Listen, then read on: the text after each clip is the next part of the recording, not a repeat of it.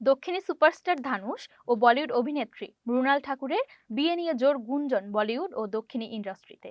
দীর্ঘদিনের বন্ধুত্ব ও প্রেমের জল্পনা এবার পরিণয়ে রূপ নিতে যাচ্ছে বলে গুঞ্জন উঠেছে।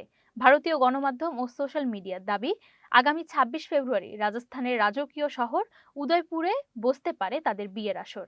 একটি বিলাসবহুল প্রাসাদে সীমিত পরিসরে আয়োজন করা হবে এই অনুষ্ঠান। সূত্র বলছে, এই বিশেষ দিনে উপস্থিত থাকবেন কেবল দুই পরিবারের সদস্য ও ঘনিষ্ঠ বন্ধুরা। তবে এখন পর্যন্ত ধানুষ কিংবা মৃণাল কেউই আনুষ্ঠানিকভাবে কিছু জানাননি। প্রসঙ্গত, ধানুষের এটি দ্বিতীয় বিয়ে হতে যাচ্ছে।